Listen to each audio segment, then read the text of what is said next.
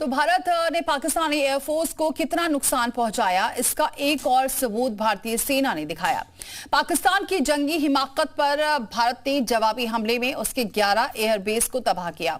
इन airbase की एक तस्वीर भारतीय सेना ने दिखाई है।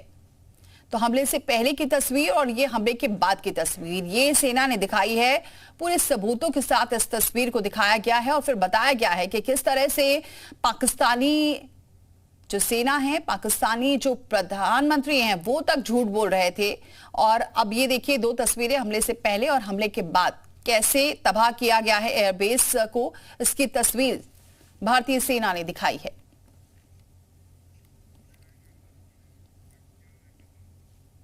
तो सबसे पहले सबूत दिखाते हैं आपको। ये हमले से पहले पाकिस्तान का एयरबेस पसरूर एयरबेस पर पाकिस्तान ने एयर डिफेंस रडार लगा रखा था, लेकिन भारत ने इतना सधा हुआ हमला किया कि पाकिस्तान रडार के परखच्चे उड़ गए। तस्वीर में जला हुआ रडार साफ साफ देखा जा सकता है। तो तस्वीरें आप देख सकते हैं हमले से पहले की और हमले से बाद की ये तस्वीर है। इसमें आप देख सकते हैं ये हमले से पहले पाकिस्तान का एयरबेस है और ये पसरूर एयरबेस है। पाकिस्तान ने एयर डिफेंस रडार लगा रखा था, लेकिन भारत ने इतना सधा हुआ निशाना किया, इतना सधा हुआ हमला किया कि पाकिस्तान रडार के परखच्चे उड़ गए। और तस्वीर आप देख सकते हैं और अंदाजा लगा सकते हैं कि कैसे यहां हमला किया गया। उसके बाद तस्वीर में जला हुआ रडार साफ तौर से देखा जा सकता है।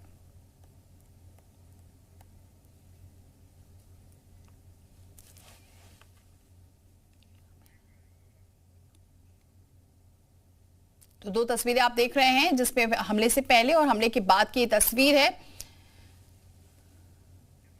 और एक और तस्वीर आपको दिखा रहे हैं। भारतीय सेना ने बारी बारी से उन तमाम पाकिस्तानी एयरबेस की तस्वीरें दिखाई। हमले से पहले एयरबेस कैसे दिखता था और भारतीय अटैक के बाद एयरबेस की जो सूरत थी वो बिगड़ गई। इसका सबूत भारतीय सेना ने प्रेस कॉन्फ्रेंस करके दिखाया, जिससे पता चलता है कि इस अदावत में पाकिस्तान को कितना गहरा जख्म मिला है।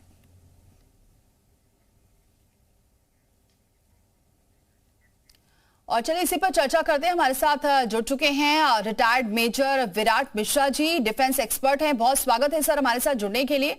इसके अलावा हमारे साथ जुड़ चुके हैं retired colonel RP Singh ji, defence expert हैं। बहुत स्वागत है सर आपका भी हमारे साथ जुड़ने के लिए। और एनएस रावत हमारे साथ जुड़ चुके हैं, रक्षा विशेषज्ञ हैं। बहुत स्वागत है रावत जी आपका हमारे साथ जुड़ने के लिए। और अनुपम तिवारी भी हमारे साथ जुड़ेंगे, पूर्व वायुसेना अधिकारी हैं, उनसे भी बातचीत करेंगे। लेकिन सबसे पहले मैं रुक करती हूं विराट मिश्रा जी का। सर, पाकिस्तान लगातार झूठ बोल रहा था और जो उनके प्रधानमंत्री थे वो कैसे आके झूठ बोलकर गए प्रेस कॉन्फ्रेंस करके, इसका अब कल सेना ने सबूतों के साथ जवाब दिया है। जी आप बिल्कुल ठीक कह रहे हैं। देखिए, जब हम बात करते हैं पाकिस्तानी सेना की और पाकिस्तानी सरकार की, तो ये दो अलग लोग हैं, दो अलग एक्टर्स हैं। भारत का जो सीज फायर का जो समझौता हुआ था, संघर्ष विराम का, वो समझौता हुआ था भारत सरकार और पाकिस्तानी सरकार के द्वारा। पर उस समझौते की धज्जियां उड़ा दी पाकिस्तानी सेना ने।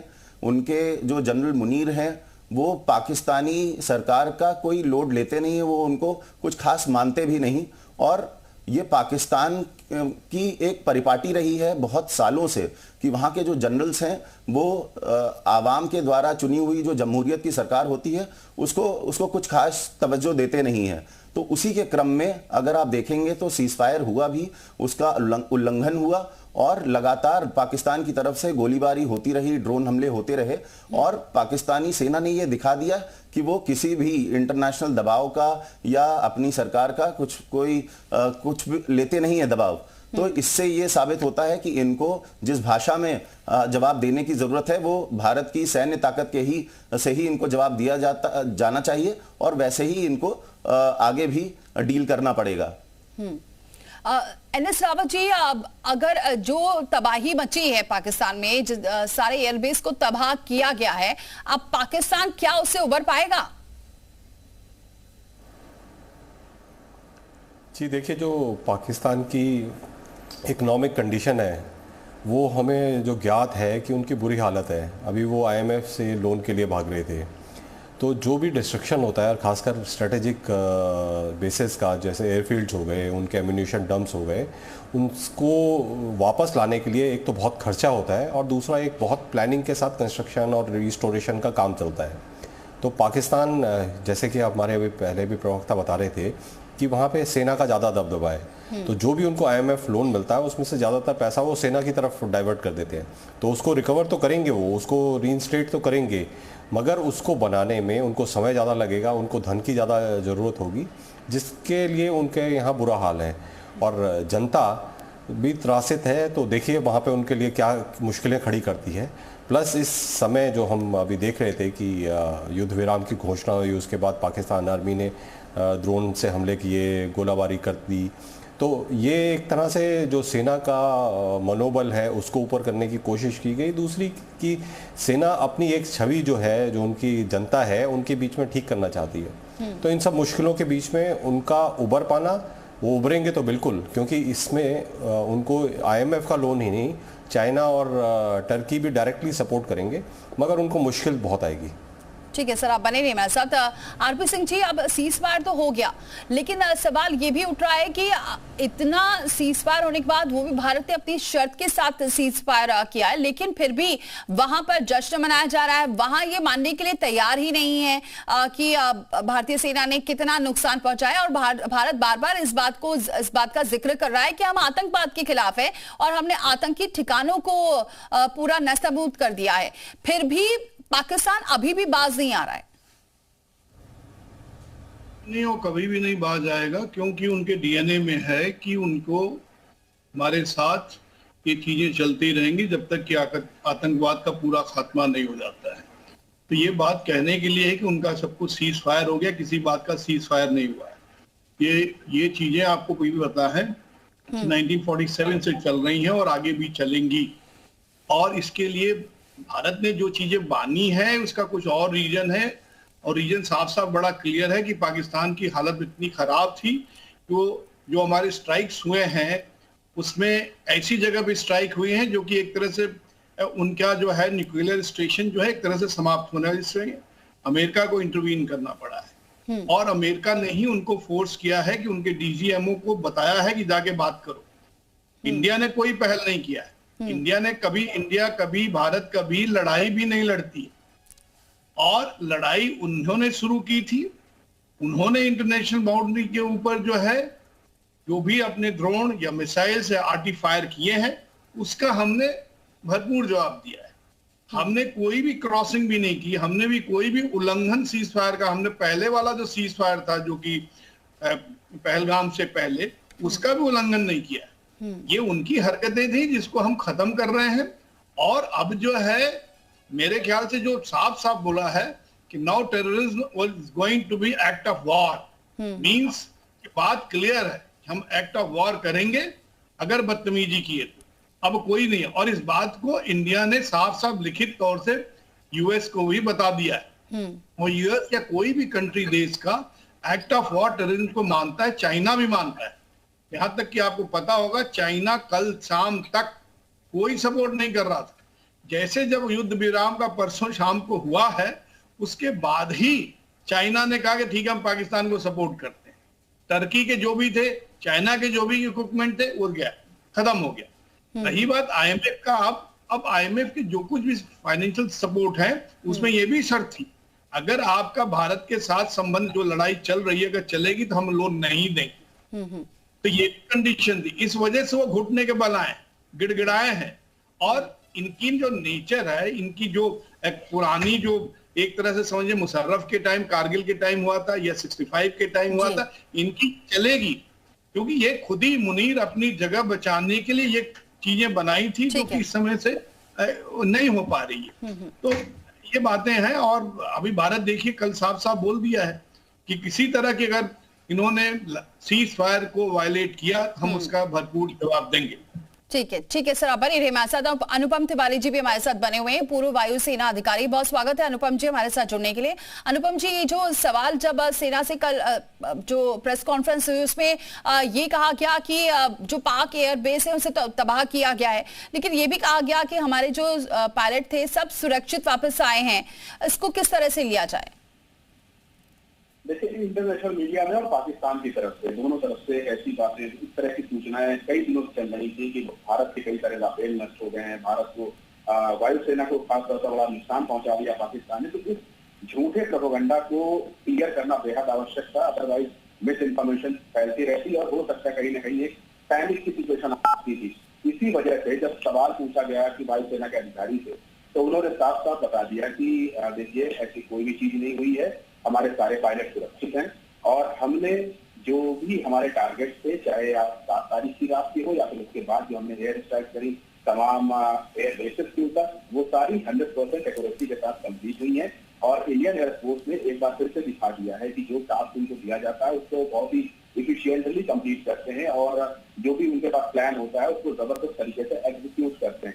इंडियन एयरफोर्स एक प्रोफेशनल फोर्स है और जब आप उनको देखेंगे कि उनकी जो टारगेट हिट करने की जो क्षमता है, पाकिस्तान के अंदर एनिमी के बेसिस को नष्ट करने की क्षमता है, डीप पेनिट्रेशन की क्षमता है, वो सब कुछ करके इंडियन एयरफोर्स ने कल दिखाया है। और जब भारत सरकार ने उनसे कहा कि अब सीज फायर करना है, तो एयरफोर्स ने सीज फायर को भी बहुत आसानी से मान लिया है। हालांकि अगर देखा जाए तो सीज फायर के जस्ट पहले हमारी जो वायुसेना थी वो पाकिस्तान के ऊपर पूरा प्रेशर क्रिएट कर चुकी थी। पाकिस्तान के तमाम एयर बेसिस को सवार किया जा चुका था, पाकिस्तान के तमाम स्ट्रेटेजिक ठिकाने हमारी मिसाइलों के निशाने पर थे और हमारे तमाम एयर टू सरफेस मिसाइलें हवा में इस तरह से अलग अलग एयरक्राफ्ट के अंदर तैनात थी कि हम जब चाहते पूरे पाकिस्तान को नष्ट कर सकते थे।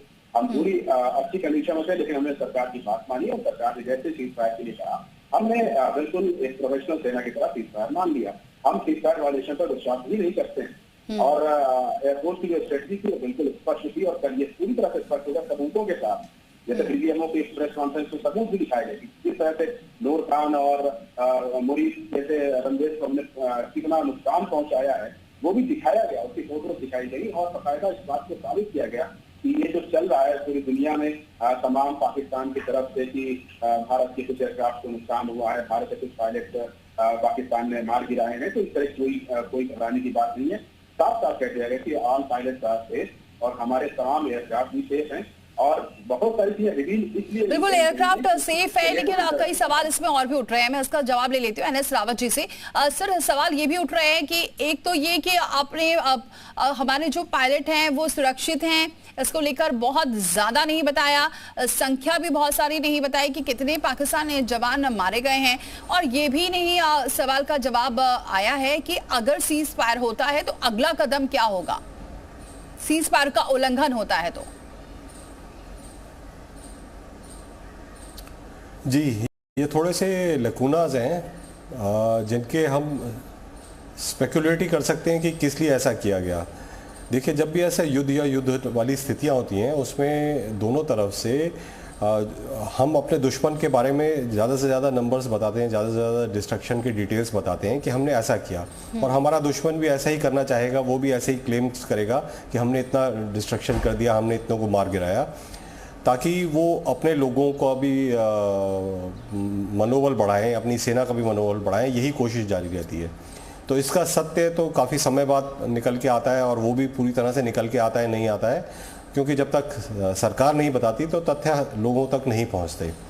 दूसरी चीज़, जैसे आपने कही कि सीज़ फायर किया गया, उसके बाद भी पाकिस्तान की सेना ने उस सीज़ फायर का उल्लंघन किया, तो फ्यूचर में ऐसा करते हैं। इसके बारे में तो सेना ने के जो हमारे कल डीजीएमओ की प्रेस कॉन्फ्रेंस हुई थी, उन्होंने तो साफ तौर पे कहा कि ऑपरेशन सिंदूर अभी चल रहा है, अभी ख़त्म नहीं हुआ। तो उसके मायने यही हैं कि अगर ऑपरेशन सिंदूर चल रहा है और पाकिस्तान इस तरह की हरकत फिर से दोहराने की कोशिश करता है, तो हम उसी तरीके से रिटेलिएट करेंगे जैसे हमने आगे पहले भी किया, और हो सकता है उससे ज़्यादा भी करें। तो ये उन्होंने साफ तौर पे ना कह के, उसको खाली इतना कह के छोड़ दिया कि ऑपरेशन सिंदूर अभी भी बंद नहीं हुआ है। तो हम ये मान के चलें कि अगर पाकिस्तान इस तरीके की हरकत करेगा तो हम उसका वैसे ही जवाब देंगे, भारी रूप से जवाब देंगे। सर, राफेल को लेकर क्या राफेल को पाकिस्तान में क्रैश किया गया है या मार गिराया गया है, क्या ये भी है, इसका भी सवाल है, ये उठ रहा है? देखिए, वही है, जब ये सीज़ फायर डिक्लेयर किया गया तो काफ़ी सारे क्रिटिक्स ने सवाल उठाए, ऑपोजिशन के नेताओं ने सवाल उठाए। हम जैसे लोकतंत्र हैं तो ऑपोजिशन के सवाल उठाना, मीडिया का सवाल उठाना बिल्कुल सही है, और ऐसे में सरकार ही आके बता सकती है कि क्या हुआ, कितने लोग मारे गए या क्या हमारा नुकसान हुआ। और हमारे पास सरकार के अलावा कोई और तथ्य जानने का तरीका तो है नहीं, तो हम उसी संख्या पे चल सकते हैं जो सरकार ने बताया है। अब क्या गिरा क्या नहीं गिरा ये बाद में पता चलेगा। ठीक है सर, आप बने रहे हमारे साथ। विराट मिश्रा जी का रुख करते हैं सर, मैं आप आज की बात भी समझना चाहूंगी क्योंकि आज 12 बजे मीटिंग होने वाली है डीजीएमओ की दोनों की तरफ से। इसमें क्या कुछ निकल कर आ सकता है, क्या इसका डिटेल होता है? देखिए, सबसे पहली बात तो आज 12 बजे फोन पे ये बातचीत होगी जो हमारे DGMO lieutenant general Rajiv Ghai साहब हैं और पाकिस्तान के डीजीएमओ जो अब्दुल्ला काशिफ, जनरल काशिफ हैं, उनके बीच में ये बातचीत होगी। और पाकिस्तान की तरफ से जो पॉइंट मुझे लगता है सबसे ऊपर रहेगा वो है इंडस वाटर ट्रीटी को वापस से बहाल कर दिया जाए। भारत को इससे बचने की ज़रूरत होगी। हम जो ये संघर्ष विराम हुआ है उसकी समीक्षा की बात होगी और आतंकवाद को तुरंत से रोकने और वहां से उखाड़ फेंकने की बात होगी। इस पे हमारा डिस्कशन सबसे ज़रूरी होगा। हॉटलाइन एस्टैब्लिशमेंट करने की बात हो सकती है कि अगर कल को कहीं से भी किसी भी तरफ से फायरिंग होती है और पाकिस्तान ही हमेशा इनिशिएट करता है फायरिंग, तो एक हॉटलाइन की ज़रूरत होगी। कॉन्फिडेंस बिल्डिंग मेजर्स की बात हो सकती है कि आगे आने वाले समय में हम किस तरीके से दोनों सेनाओं के बीच में सामंजस्य स्थापित करें। पर ये सब बातें कहने के बावजूद सबसे ज़रूरी बात जो देख पा रहा हूं वो है अमेरिका का, जिस तरीके से अमेरिकी राष्ट्रपति डोनाल्ड ट्रंप ने ये वक्तव्य दिया था कि उन्होंने सीज फायर करवाया दोनों देशों के बीच, तो ये चिंता का विषय है हमारी कूटनीति के लिए भी। और हम दो देश आपस में बात कर रहे हैं, भारत और पाकिस्तान, तो ये दोनों देशों के बीच में ही बात रहनी चाहिए, तीसरे किसी देश की मध्यस्थता की बात नहीं होनी चाहिए। और ये बात, लेकिन सर ये माना जाए कल इतनी सारी बातें हो रही थी, बहुत सारे सवाल उठ रहे थे और सवाल ये भी उठ रहा था कि क्यों, क्योंकि विपक्ष ये सवाल उठा रहा था कि इसमें अमेरिका ने क्यों इंटरवीन किया। तो फिर प्रधानमंत्री ने साफ तौर से कह दिया है कि भाई अगर आगे बढ़ोगे तो हम किसी को छोड़ने वाले नहीं हैं, और ये अमेरिका को भी एक दो टूक कह दिए प्रधानमंत्री ने, तो इसे कैसे ले? देखिए, प्रधानमंत्री जी का जो ये वक्तव्य था कि बातचीत हम दो देशों के बीच में हुई, ये सराहनीय है, पर इसका जो डिक्लेरेशन हुआ था वो 3:30 बजे ही 10 तारीख को ट्रंप ने अपने ट्रुथ सोशल वाले प्लेटफॉर्म से कर दिया था। तो यहाँ पे देखने वाली बात यह है कि भारत और पाकिस्तान में से इन दोनों देशों ने शायद एक गुड फेथ में अमेरिका को इन्फॉर्म किया होगा, पर जैसा कि बड़बोले राष्ट्रपति हैं ट्रंप, उन्होंने इस बात को जनता को, पूरी दुनिया की जनता को अपने सोशल मीडिया प्लेटफॉर्म से बता दिया था। तो भारत इस तरीके की हरकत से इस बार बचना चाहेगा और सिर्फ वही बात जो ऑफिशियली इन डीजीएमओ की मीटिंग से निकल के आती है उसकी बात करना चाहेगा। और एक बात और कहना चाहूंगा कि जो हमारे सिविलियंस गलती से पाकिस्तान ने पकड़े हैं, या जो हमारे बीएसएफ के जो जवान को पाकिस्तान ने पकड़ा था, हो सकता है उनकी भी रिटर्न वापसी की बात होगी। उनका पाकिस्तान का रेंजर हम लोग ने पकड़ा था, तो उनको भी वापसी की बात हो सकती है यहाँ पे। और इसमें एक बात और छोटी सी कहूंगा कि जो हमारे न्यूक्लियर इंस्टॉलेशंस हैं उनके ऊपर हमला कोई भी फौज ना करे, इसके ऊपर भी चर्चा हो सकता है। तो हॉटलाइन एस्टैब्लिशमेंट का एक बहुत बड़ा पॉइंट यहाँ पे देखा जाएगा। ठीक है सर, आप बने रहे हमारे साथ। आरपी सिंह जी, अब सवाल ये भी उठ रहा है, ऑपरेशन सिंदूर जिसका जिक्र किया जा रहा है कि जारी रहने वाला है, लेकिन इसको लेकर बहुत क्लियर नहीं समझ में आ रहा है, क्योंकि पाकिस्तान ये सवाल उठा रहा है कि पाकिस्तान तो वैसे भी आतंकियों के साथ खड़ा है, आतंकियों के जनाजे में भी पहुंच गया, तो क्या अब अगला स्टैंड कैसा रहने वाला है भारत का? ऑपरेशन सिंदूर क्योंकि जारी है का जिक्र किया गया, तो क्या उनके आतंकी ठिकानों को आगे भी तबाह करने के लिए कोई रणनीति बनाई जाएगी? तो देखिए कि सीज फायर जैसा कि मेजर मिश्रा साहब ने बताया है, तो उसमें अभी भी ये जो है कि अभी सीज फायर चल रहा है और ठीक से नहीं चल रहा है। उसके बारे में आज जो मीटिंग होनी है उसके बाद ही क्लियरिफिकेशन पूरा दिया जाएगा। रही बात डीजीएमओ के बीच में हमेशा से हॉटलाइन रहता है और उनसे बातचीत होती रहती है। ये बातचीत जो है मजबूरन भारत को करना पड़ा, क्योंकि इनको फोर्स किया गया था कि इस बारे में बातचीत करिए, और ये बातचीत होने के बाद उसी समय निश्चित किया गया था, परसों की बात है कि आज बात फिर से होगी। ऐसी हालात में अगर बातचीत हो रही है तो उसमें यह निश्चित किया जाएगा कि जो जो कमियां आई थी पिछले 2 दिनों में उसको कैसे ठीक किया जाए, जी। जैसे कि आपने देखा तो उसी दिन जो है कुछ वायलेशन हुए थे, उस वायलेशन को ठीक करना है। जी तीसरी बात ये जो है, मेरे ख्याल से इसमें कोई भी सिवाय आर्मी और एयरफोर्स और नेवी की जो कार्रवाई है उसको छोड़ करके आगे की बातचीत की जाएगी। ये सीज फायर डीटीएमओ की बात की है, इसमें कोई भी ट्रीटी, वीजा, फॉरेन मिनिस्ट्री की चीजों की बात नहीं होगी। चौथी बात ये रही, हाफ सिंदूर कंटिन्यू रहेगा और आगे भी चलता रहेगा। चौथी बात यह है कि आर्मी चीफ ने डायरेक्शन अपने आर्मी कमांडर्स को दिए हुए, नदर्न आर्मी कमांडर को, वेस्टर्न आर्मी कमांडर को, साउथ वेस्ट कमांड को और साउथ कमांड को आर्मी चीफ ने भी दिए कि ग्राउंड के ऊपर अगर कोई भी फालतू हरकत होती है तो आप उसका जवाब भरपूर दीजिए। ठीक। पांचवी बात, टेररिस्ट का जो एंटी टेररिस्ट कार्रवाई जो है कि अपने देश के अंदर कार्रवाई चल रही है वो चलती रहे, और ये जो पहलगाम के जो टेररिस्ट हैं उनके ऊपर अभी तक चेज चल रहा है। जी जब जी तक सर, मैं माफी चाहूंगी, आपको रोकना चाहूंगी क्योंकि मेरे पास समय इतना ही है, इसलिए माफी चाहूंगी सर आपको रोकने के लिए। बहुत बहुत शुक्रिया आप सभी का हमारे साथ जुड़ने के लिए, इस चर्चा में शामिल होने के लिए। तो